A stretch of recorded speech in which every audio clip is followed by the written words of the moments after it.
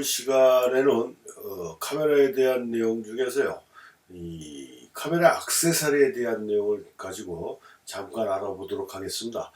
이 카메라 액세서리는 원하는 대로 하려다 보면 한도 끝도 없죠. 근데 아주 필수 액세서리가 있습니다.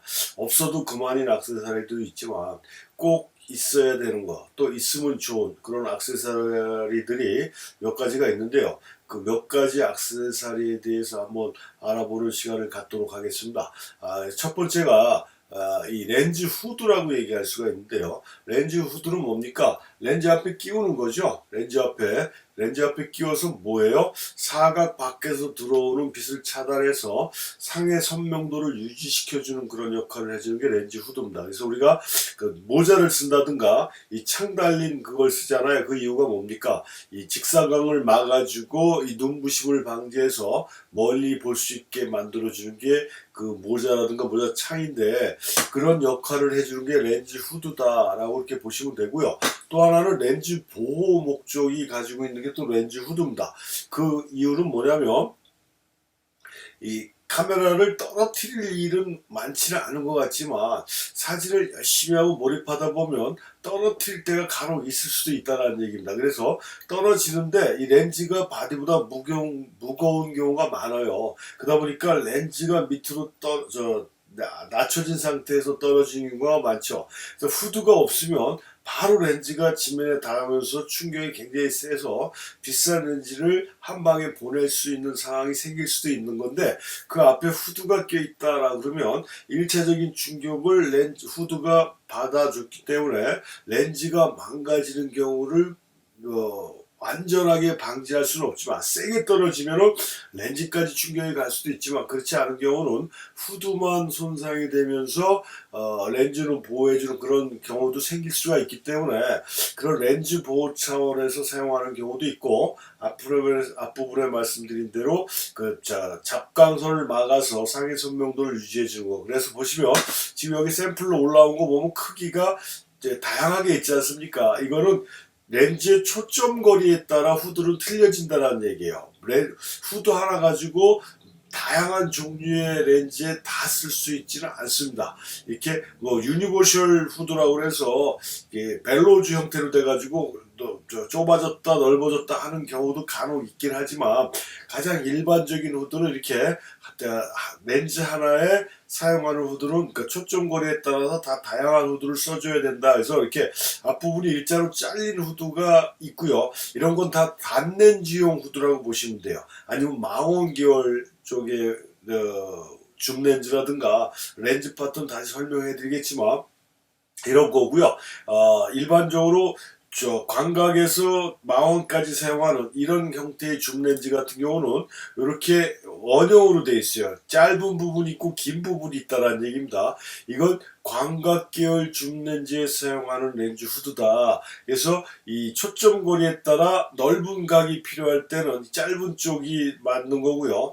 초점거리를 긴 쪽으로 사용하는 줌렌즈 사용할 때는 긴 쪽이 맞는 거라, 이 줌렌즈용 후드는 우리가 렌즈를 바디에 낄 때도 빨간 점이나 뭐 이렇게 표시된 부분을 맞춰갖고 렌즈에 바디에 렌즈를 껴주잖아요. 그렇게 줌 렌즈용 후드 같은 경우는 이 껴주는 방향이 있어요. 이걸 만약에 잘못 거꾸로 끼게 되면 지금 위쪽이 긴 쪽이 위로 와 있는데, 요걸 예를 들어 반대로 짧은 쪽이 위로 가고 긴 쪽이 좌우로 간다라고 그러면 이 화각이 벗어나 버리기 때문에 화면의 두 부분이 안 찍힐 수가 있습니다. 그럼 우리가 비네팅이라고 얘기한다라고 그랬는데, 그런 현상이 생길 수가 있어요. 그래서 우리가 사용하는 렌즈 후드는 렌즈 보호용이나 사각에서 들어오는 빛의 반사광을 막아서 상의 선명도를 유지시켜주게 하기 위한 건데, 만약에 이게 없으면 나중에 렌즈 파트에서 배우겠지만 플레어라든가 고스트 이미지라든가 이렇게 렌즈 상호 간의 반사에 의해서 상의 선명도를 떨어뜨리는 이런 현상들이 생기는데, 이런 걸 껴주게 되면 그걸 최소화시킬 수가 있다라는 점. 그 다음에 그 후드가 렌즈를 보호해주는 역할을 해준다는 점. 그 다음에 줌 렌즈용 렌즈의 후드는 길이가 긴 부분이 둘, 짧은 부분이 둘. 그래서 위치에 정확하게 맞춰주지 않으면 화면에 두 부분이 빛이 들어가지 않아서 흐려지는 현상이 생긴다. 그걸 비레팅이라고 한다라고 얘기했습니다. 그래서 그런 면을 참고하시고 후드는 꼭 이건 아니더라도 가능하면 사용해 주시는 게 좋다라는 거고요. 그 다음에 우리 필름 카메라에서 필름 카메라뿐만이 아니라 모든 카메라에서 이렇게 보는 창을 뭐라고 그럽니까? 파인더라고 그러잖아요. 파인더. 이 파인더라고 얘기를 하는데 일반적으로 요즘 디지털 카메라 같은 경우는 그 미러리스 쪽이 일반화되면서 이렇게 LCD 쪽이 파인더 역할을 많이 해주지만 가장 일반적인 파인더 이렇게 눈으로 보는 창을 얘기하는데요. 이게 아이레벨 파인더라고 얘기할 수 있습니다. 눈높이에서 보는 거. 눈높이에서 보는 아이레벨 파인더라고 볼 수 있고 이 파인더가 분리되는 경우도 있다라고 말씀드렸어요. 이게 이제 필름 카메라에서는 이게 고가의 이 고급형 카메라에서 파인더가 분리가 됐습니다. 그리고 일반적으로 보급형으로 사용하는 카메라에는 그 파인더가 떨어지질 않아요. 그래서 이렇게 요게 펜타프리즘이라고 그랬잖아요. 펜타프리즘이 떨어진 상태에서 보는 요걸 우리가 웨스트 레벨 파인더라고 그랬고 그게 이미지가 상하는 똑바로 되지만 반사경에 의해서 좌우가 반대로 보이는 이미지가 여기서 연출이 된다라고 분명히 다른 수업 시간에 제가 말씀드렸습니다. 그래서 아이레벨 파인더고 웨스트 레벨 파인더가 되면서 우리가 상이 이렇게 어떻게 보인다고요? 좌우가 반대로 보인다. 그래서 이렇게 파인더 자체도 우리 중형 카메라 같은 경우에는 일반적으로 웨스트 레벨 파인더가 일반형으로 나오고 아이레벨 파인더를 옵션으로 사야 된다라고 그랬지 않습니까? 소형 카메라 같은 경우는 전부 다 아이레벨 파인더가 기본인데 가끔 고급형 카메라에는 이 파인더가 펜타프리즘이 떨어져서 웨스트 레벨 파인더로 변환이 되는 그런 카메라들도 있다. 라는 점이에요. 그래서 우리 디지털 카메라 같은 경우 조금 전에도 말씀드렸지만 LCD가 파인더 역할을 해주다 보니까 극단적인 로우 앵글을 쪼그리고 앉아서도 충분히 가능했는데 우리 필름 카메라 같은 경우 특히 파인더가 아이레벨로 고정되어 있는 펜타프리즘이 고정되어 있는 카메라 같은 경우는 그 땅바닥에 누워야 극단적인 로우가 되는데 비가 오는 날이라든가 질퍽한 갯벌이라든가 이런 데서는 그렇게 화각을 낮춰서 찍을 수 있지를 못하잖아요. 여러 가지로. 근데 이렇게 펜타프리즘이 떨어지는 카메라에서는 지금 우리가 LCD로 보는 거와 마찬가지로 아주 그러니까 최대로 낮춰서 이 로우 앵글을 구사할 수 있는 그런 장점도 있어서 이런 펜타프리즘 아이레벨 파인더가 떨어지는 그런 액세서리들도 있다라는 점이고요. 지금 여기 보면은 지금 그게 없지만 이 후드 같이 사각 프레임을 달아줘서 빛의 그 반사각을 막아서 상을 좀 더 볼 수 있는 그런 액세서리들도 있습니다. 끼워주는 우리가 중형 카메라에서 그 웨스트 레벨 파인더처럼 그런 것들이 있다라는 점을 참고로 말씀을 드리고요. 그 다음에 이 중요한 액세서리죠. 이 트라이포드라고 얘기하죠. 삼각대. 근데 요즘 삼각대들이 굉장히 다양한 종류들이 나왔고요. 옛날에는 진짜 무식할 정도로 무겁고 왜냐면 무겁고 튼튼한 거는 그러니까 튼튼한 걸 구입하다 보면 튼튼하면 무조건 무거워야 됐어요. 그래서 그걸 제가 한 3년 전 한국에 오기 전까지만 해도 미국에서 이 일반 트라이포드예요. 지쪽 거 썼는데 어마어마하게 무겁습니다. 저랑 사진 찍으러 다니는 저한테 사진 배우신 분들이 제 트라이포드 들어보고서 주저앉는 경우도 있었는데 그걸 아주 손방망이 들고 다녔는데요. 이 삼각대라는 게 필요 아니라고 그랬어요.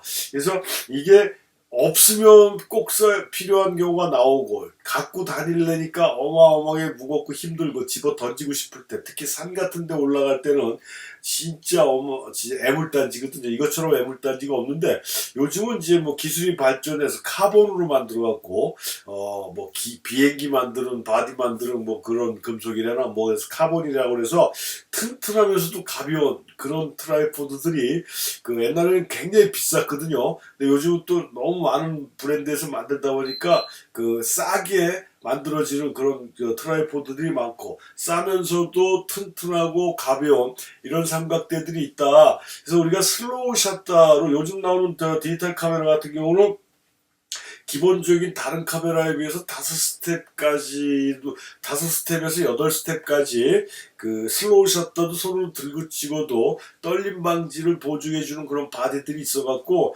과거보다는 삼각대 쓸 일이 많이 없어진 건 사실이지만 아무리 그런 기능이 있다라고 해도 굉장히 정밀한 사진을 요할 때는 삼각대를 놓고 써주는 게 제일 좋은 방법이다. 그러니까 특히 풍경이나 정물 같은 걸 주로 작업하시는 분들은 삼각대는 필요악이라는 얘기입니다. 그러니까 가능하면 튼튼하고 가벼운 걸 그러기 위해서는 돈을 좀 투자를 해줘야 되는 그런 그 문제가 있긴 하지만 이 삼각대 같은 경우는 한 번 사면 이것도 오랫동안 영원히 쓸 수 있는 그런 액세서리이기 때문에 한 번 구입할 때 제대로 구입해 주는 게 좋고요. 이 삼각대 다리에서 이 우리가 보통 3단 이 일반적이고 요즘 5단까지도 나왔어요. 그래서 이게 더 줄여져 가지고 가방이나 이렇게 휴대하기가 좋게 만든 삼각대가 일반적으로 많이 나왔는데 기존에는 보통 3단이 제일 많았습니다. 그래서 이렇게 탈착식이라고 해야 되나? 제가 정확한 용어는 모르겠는데 이렇게 조작하는 경우도 있고 이렇게 나선형으로 조작하는 게 있어요. 근데 다 장단점은 있습니다. 장단점. 여기 나선형 같은 경우는 이렇게 헐거워져 갖고 하다 보면 이렇게 다리가 눈에 띄지 않게 슬슬 내려가서 촬영을 망치는 경우도 좀 있지만 특히 또 이 겨울 같은 경우에는 이 나사가 잘 안 풀리는 경우도 있습니다. 그래갖고 조작하는데 좀 애먹는 경우도 있지만 걸리적거리는 게 없어요. 얘는 좀 튀어나왔거든요. 이렇게 탈착식이라고 해요. 이렇게 락 걸어주고 풀어주고 락 걸어주고 풀어주고 해서 이거보다는 조작하기 쉽지만 이 걸리적거리는 경우들이 생길 수가 있어서 이런 거는 뭐 취사 선택 편한 대로 여러분들이 골라주면 됩니다. 다 장단점은 있습니다. 장단점은 다리의 그런 구조나 이런 걸 보시고 선택을 해주시면 되는데 쓰기는 이게 편할 수는 있어도 휴대하기는 이게 훨씬 더 편하다라는 식으로 제 경험상으로는 그렇게 말씀드릴 수가 있고요. 이 삼각대에서 제일 중요한 건 뭐냐면 헤드입니다. 헤드. 이 카메라도 바디 따로 렌즈 따로 이렇게 구입하는 게 기본적이지만 삼각대도 이 다리를 기본으로 해서 헤드는 자기가 골라줘야 돼요. 근데 헤드가 부착돼서 나오는 경우도 있긴 합니다. 근데 봤을 때 뭐 일반적으로 요즘 제일 많이 쓰는 게 뭡니까? 이게 지금 왼쪽에 있는 게 볼 헤드라고 그러고요. 오른쪽에 있는 게 3웨이 헤드라고 얘기합니다. 이렇게 조작하는 게 레버가 3단계로 되어 있는 걸 3웨이 지금 요걸 이렇게 평면으로 보여서 안 보이지만 하나 둘 셋 해서 3가지로 스윙, 틸트 뭐 이런 거 해주는 그런 기능을 갖고 있는 가장 일반적인 삼각대 헤드가 3웨이 헤드였죠. 그러다가 오래전부터 이 볼 헤드가 사용하기가 편리하지 않습니까? 그래서 이 볼 헤드를 또 요즘은 가장 기본적으로 많이 쓰는 그런 헤드들인데 요것도 이건 정교하게 조절이 가능한 거고요. 이거는 그 정교한 거는 3웨이 헤드보다는 좀 떨어집니다. 근데 조작하기가 좀 편리하다라는 거. 한번 락을 풀러갖고 스윙, 틸트, 시프트 이런 거 그냥 원터치로 해줄 수가 있어요. 얘는 하나하나 따로따로 조작해줘야 되지만 그만큼 정확하게 조작이 가능한 거고 얘는 대충 눈대중으로 조작하는 것이다 라고 이렇게 보시면 됩니다. 하지만 사용하기는 볼 헤드가 훨씬 더 유리하다. 근데 정교한 조절을 요한다 그러면 이런 헤드를 사용을 해주셔야 된다는 게 기본적인 맥락이라 이 헤드 값도 만만치가 않아요. 그래서 이 삼각대라는 건 이 다리를 다 폈을 때 자기 눈높이 정도까지가 가장 최상이다. 자기 키보다 훨씬 초과하는 거는 일단 내가 쓸 수가 없잖아요. 아니면 사다리라든가 이런 또 다른 보조 도구를 이용해 줘야 되는 거기 때문에 최대로 다리를 폈을 때 내 눈높이까지 오는 게 가장 좋은 그런 크기고요. 그 다음에 삼각대를 살 때 보면 디렉션을 읽어보셔야 돼요.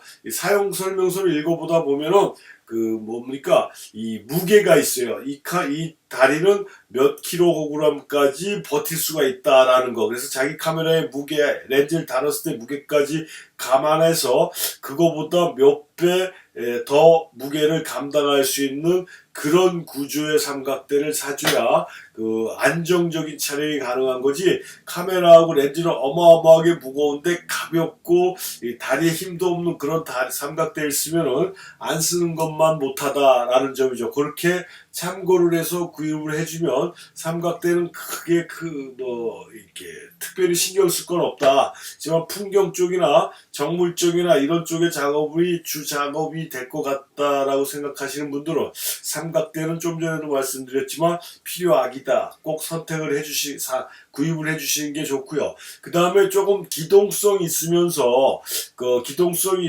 안정적인 촬영을 요하는 경우에는 뭐가 주로 사용합니까? 모노포드라고 그러죠. 우리가 삼각대는 트라이포드라고 그러잖아요. 세 다리. 모노포드는 다리가 하나예요. 하나인데 요즘은 이렇게 액세서리가 있어서 모노포드 밑에다 이렇게 산발이를 달게 해서 그냥 이렇게 세워놓을 수 있게 되어 있는 그런 액세서리들이 있는데, 이건 카메라가 무거우면 이 지탱하기는 거 힘듭니다. 그러니까 가볍게 또는 손으로 들고 찍으려니까 좀 떨림이 생길 것 같은데 어느 정도 이게 지지를 해서 떨림을 최소화시키고자 할 때 그럴 때 사용해 주는 거고, 그 이동이나 거리 스냅이라든가 운동 경기장에서 이 움직임을 빨리빨리 하면서 이 정교한 사진을 찍고자 할 때 이 삼각대는 뭐예요? 휴대성이라든가 기동성이 떨어지지만 모노포드는 그런 면에서 강하거든요. 그래서 거리 스냅 사진이라든가 스포츠 경기에서 자리를 움직이면서 이동하면서 촬영을 할 때 좀 더 정확한 촬영을 요할 때는 이런 모노포드가 또 기본적으로 사용되는 액세서리다. 저도 자세히는 못 봤지만 요즘 삼각대로 나오는 것 중에서도 다리를 떼어내는지 어떻게 되는지 몰라도 모노포드로 또 변형이 되는 이런 트라이포드도 제가 언뜻 지나가다 본 것 같아요. 그래서 이런 다리가 이 삼각대나 이런 모노포드가 과거 필름 사진 시절보다는 상당히 다양한 종류로 또 좋은 가격으로 튼튼한 품질의 종류의 삼각대들이 많이 생기고 모노포드가 생겼다라는 점 참고하셔갖고 좀 더 정확한 촬영을 하시고자 하시면은 자기의 필요에 따라 모노포드든 트라이포드는 선택을 해주셔야 된다라는 점이고요. 이 또 기계식 카메라에서 이 필름 카메라에서 또 하나의 액세서리 중에 특징이 여기 지금 모터 드라이브라고 그럽니다. 이 모터 와인드가 있고요, 모터 드라이브가 있어요. 두 종류가 있어요. 근데 지금 여기 보시는 건 모터 드라이브거든요. 무슨 얘기냐면 필름 카메라는 셔터를 누르고 필름을 감아주잖아요. 와인딩을 해줘야 돼요. 하나 일일이 해줘야 돼. 근데 신속한 촬영, 특히 보도 사진 촬영이라든가 순간순간을 찍어야 될 사진 같은 경우에는 이 레버를 돌려주는 것 자체도 그 찰나의 순간을 놓칠 수가 있다는 얘기죠. 그래서 셔터를 탁 눌러면 자동으로 필름이 감기고 해주는 게 모터 드라이브예요. 필름만 감기게 돼 있는 거 모터 와인더라고 그러고, 이 대감기가 안 되는 거예요. 그 대감기는 손으로 해줘야 돼. 근데 모터 드라이브는 찍고 나서 다 찍었다 그러면 버튼을 누르면 자동으로 리와인딩이 돼서 필름을 감아주는 역할까지 해줘가지고, 보기보다 지금 카메라 바디 크기 많지 않습니까? 이 배터리가 굉장히 많이 들어가거든요. 힘이 좋아야 되니까. 그런 기능을 갖고 있는 게 이 모터 드라이브의 특징이다 해서 이런 식으로 좀 더 일반 모터 드라이브를 달지 않은 카메라에 비해서 거창해 보이죠. 옛날에 신문 기자들이라든가 이런 사람들이 많이 이런 모터 드라이브를 사용을 했습니다. 그래서 이런 액세서리들도 있다라는 것만 알고 계시면 되는데, 요즘 디지털 카메라에도 저렇게 모터 드라이브처럼 밑에 이렇게 달려있는 그런 카메라들을 보신 분들도 있을 거예요. 그래서 저게 뭔가 궁금하셨던 분들도 있을 텐데, 이런 식으로 얘는 그 모터 드라이브처럼 생겼지만 그게 아니라 얘는 배터리의 보조팩이에요. 그러니까 일반적으로 디지털 카메라에 배터리가 하나 들어가지 않습니까? 근데 촬영량이 많은 그런 사람들 같은 경우는 하나 갖고는 일일이 교환을 해줘야 되니까 이건 지금 두 개가 들어갑니다. 두 개가 들어가는 거예요. 그래서 배로 촬영이 오래 쓸 수가 있죠. 특히 제가 써본 카메라 중에 후지 디지털 카메라는 배터리가 너무 빨리 떨어져요. 그래서 하나 갖고 온종일 촬영이 안 되는 경우가 있습니다.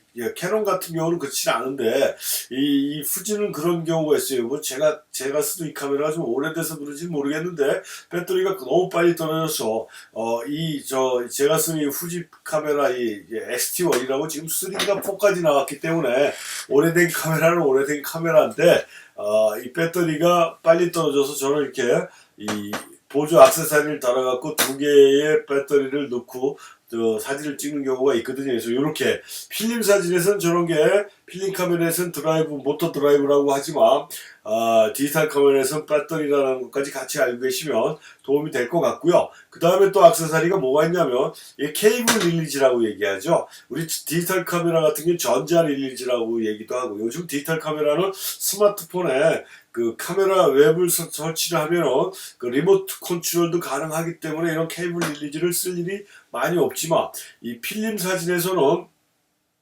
삼각대에 놓고라도 그 장노출, 슬로우샷 돼서 셔터 버튼을 손에 누르게 되면 미세한 카메라에 떨림이 생겨서 정확한 사진을 못 찍는 경우가 있습니다. 그럴 때는 이 케이블 릴리즈를 연결해서 여기서 셔터를 눌러주는 거예요. 그럼 바디에 손을 대지 않기 때문에 카메라의 떨림을 최소화시킬 수가 있고 나중에도 또 배우시겠지만 셔터에는 B셔터라는 게 있습니다.